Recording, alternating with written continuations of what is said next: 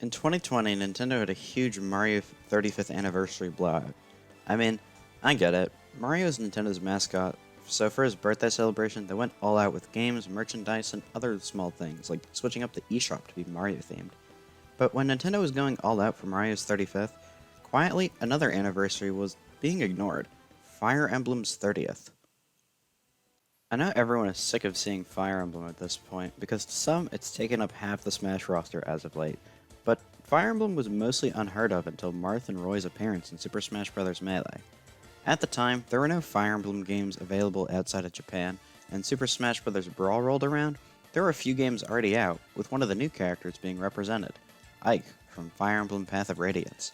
But in 2013, Fire Emblem Awakening released worldwide and was able to gain greater success than any other previous game.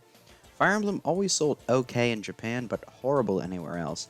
Basically, every game prior to Awakening didn't reach 1 million units sold. Now that Fire Emblem is a stable Nintendo franchise, it has gotten a lot more recognition with games and tons of Smash Bros. Characters, but most people don't know what a "this" is. Looking back, the first game was available to the world was the Fire Emblem The Blazing Blade, or just Fire Emblem, on the Game Boy Advance. But Blazing Blade's actually the 7th game of the franchise, because the rest of them have been exclusive to Japan. So Fire Emblem being 30 years old may sound like a lot to most players, since they mostly think of the Game Boy Advance ones. Nintendo usually has birthday celebrations for their more recognizable franchises: Mario, Zelda, Kirby, Pokemon, all that. So, a lot of the Fire Emblem community was wondering what would happen for their 30th anniversary. Most didn't expect a new game, since Three Houses just released last year, but maybe an announcement of some sort. On October 22nd, 2020, Nintendo posted a video on their YouTube channel about what they were doing for Fire Emblem's 30th anniversary, a localization of the first game with a special edition. The original game, Fire Emblem Shadow Dragon and the Blade of Light, was the first game in the series and was exclusive to Japan. In 2010, there was a remake, Fire Emblem Shadow Dragon, on the DS, but it didn't sell well, so not many played it. The game was going to be a digital download for $5.99, with a special edition in stores going for $49.99, with the game, art book, and some extras. Everything launched December 4th, 2020. I remember it sold out fast and was going for ridiculous prices online. The following Monday, I saw it available at a store in Best Buy, an hour away. I was able to convince my mom to drive there with me in the middle of a school day to pick it up. Fire Emblem games have had special editions ever since Fates, and all of them have been really good. The only one was the Fire Emblem Warriors one, like, what the hell is this? But I've always been impressed by them with the amount of effort they put in. I always get nervous opening special editions that I might rip or bend something by accident. But here's everything, so let's go over it, one by one. What we have here is a replica game, box, and instruction booklet. The cartridge is weird. It's a replica of an NES cartridge, but it's made out of glass, and the game label is stuck on the back for you to see through the cart. I think just the perspective of it is weird. This is deliberately trying to look like an NES cart, despite only releasing on a Famicom cartridge. The immersion's crumbling already. But inside the box is also a manual. I do love dumb waste of paper like this. If any Fire Emblem game needed a manual, it's Fate's Conquest, but this one's a close second. It gives you story context, shows you how to attack, utilize terrain, shows unit stats. It's something I wouldn't crack open this giant box to double check, but it makes me sleep better at night knowing it exists. Though, this manual isn't as big as it seems. Half of it's in French. That isn't a huge deal, but most of the rest of this collection is also in French. I assume because this version sold up in Canada with a ton of French people, or Nintendo just got bored and used all their money from 3D All-Stars to translate it because it would be funny. Both viable answers. One thing that I've always loved about Fire Emblem Special Editions are the art books. This, right here, is a fantastic, thin, hard-covered art book. It mostly only talks about this game and its remake on the DS, but it delves into other places, like the release of every game, some Marth cameos, amongst other things. Man, they got a codename Steam section here. The art really does give context and more personality to the characters and world, since 8-bit sprites can't be as detailed as illustrations. Most of these characters do have modern artwork, and it is showcased, but seeing promotional material not released outside of Japan is really cool. I've never been disappointed with an art book from Fire Emblem, though I wish they had a couple of developer interviews or behind the scenes, but that's just nitpicking. There are a few more inserts of paper here. Here, we got a Nintendo Power Magazine replica. It's structured like an actual Nintendo Power Magazine, giving you advice on recruiting units and how to find Anna's hidden shops. The thing is, this isn't even a translation of the Japanese version. Volume 11.5 never existed, and if it did, it would have come out in April 1990, the same month this game came out. That is a really cool attention to detail, in that they created this little blurb for this thing specifically, which is something I would not expect them to do.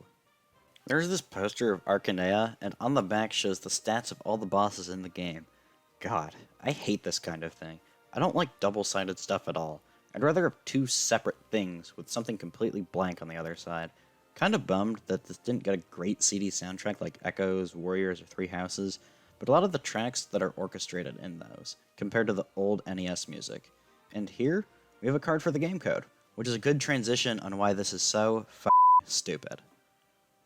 So when this game was announced, it was revealed to be only available until March 31st, 2021. Just like Super Mario 3D All-Stars, this had a limited release to create artificial demand for people who were on the fence about buying it to push them over because it would not be available in a few months, bumping up revenue, since their financial quarter ended then. Though, this didn't really get as much talk as Nintendo hoped for, and people kinda just forgot about it. And now the true, hardcore Fire Emblem and old-school RPG fans can't play it on their Switch if they didn't buy it during this time. I did download this through the download code. It was $6 separately, and for a first-time localized game, I think it was worth it. You think after spending money on Minecraft New 3DS Edition, Fire Emblem Shadow Dragon on Switch is where I draw the line? I really don't like this practice. This is one of the few times we've seen it from Nintendo, but it's just a bad precedent to have a limited releases of digital-only games. Let's move on to the game itself. Fire Emblem Shadow Dragon and the Blade of Light is a turn-based RPG where you control Marth and his army across Arcanea to receive the Falchion and defeat the Shadow Dragon and take over your invaded country. Gameplay, like most other Fire Emblems, you have all your units on a grid with different weapons to defeat enemies. Armored Knights are slow, tanky, strong, but weak against magic. Pegasus Knights have low attack and defense, but have great mobility and speed, and so on. For those who have played any other Fire Emblem, it sure feels similar in mechanics, just less of them. No skills, weapon triangles, support conversations, paralogs, the core gameplay is the same, just with none of the fluff of the newer games.